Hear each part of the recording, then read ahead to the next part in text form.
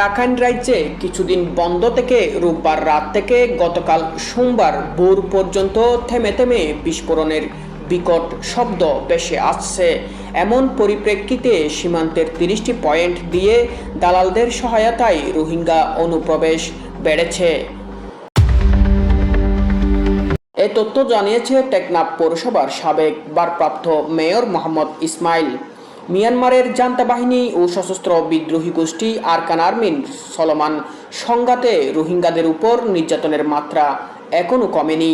রোহিঙ্গাদের নির্যাতনের সুযোগ কাজে লাগিয়ে দুই দেশের দালাল চক্র সক্রিয় হয়ে উঠেছে।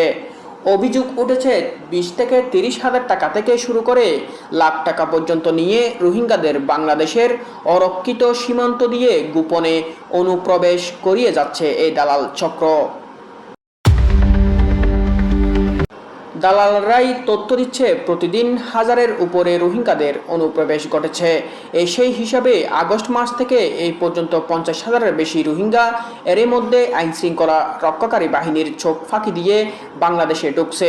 তবে অনুপ্রবেশের চেষ্টার সময় আটক করে রোহিঙ্গাদের দেশে পাঠানোর প্রক্রিয়াও অব্যাহত রয়েছে। এই পর্যন্ত রোহিঙ্গাদের শতাধিক নৌকা আটক করে দেশে ফেরত পাঠানো হয়েছে বলে দাবি করেছে কোস্টগার্ড ও বিজিবি। পালিয়ে আসা রোহিঙ্গারা জানায় প্রাণের ভয়ে তারা গ্রাম ছেড়ে আসতে বাধ্য হয়েছে। ওপারে সংঘর্ষ বেড়ে যাওয়ায় তাদের মতো আরও অনেকে এপারে চলে আসার পথ খুঁজছে।